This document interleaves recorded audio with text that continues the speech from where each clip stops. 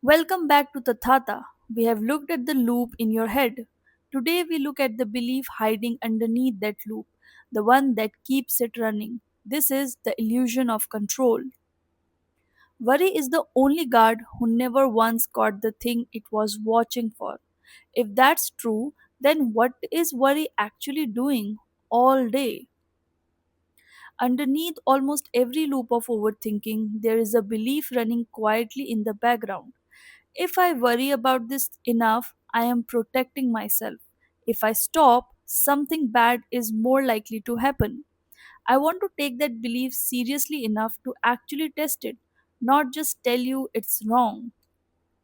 In 1975, psychologist Ellen Langer ran an experiment. People playing a lottery against a nervous looking competitor felt more confident of winning than people playing against a confident one. The competitor's mood had zero effect on which ticket actually got drawn. Langer called this the illusion of control, and chronic worry runs on the exact same base, just aimed at the much higher stakes target. There is a name for one version of this: thought action fusion. The felt sense that thinking about something bad makes it more likely to happen. Almost nobody would agree with that if you ask them directly. Anxiety feels it anyway. There is a second closely related version: worry as a stand in for responsibility, quietly equating worrying about someone with caring about them. Under this belief, stopping doesn't feel like relief, it feels like negligence. Worry and care are not the same thing, they are not even reliably related. Try to recall a single time worrying about an outcome, as opposed to actually preparing for it. Changed that outcome for the better. Most people asked honestly can't think of one.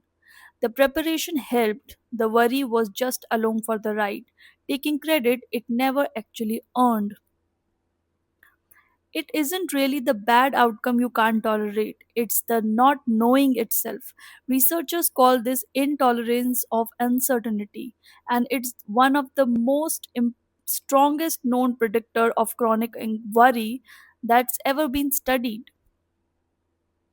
So here's what worry actually is functionally: motion without movement, all the internal sensation of effort, none of the structure of actually solving anything. Here's the part that matters most. Every hour spent in the worry loop wears down the exact mental resource which is used in clear thinking under pressure.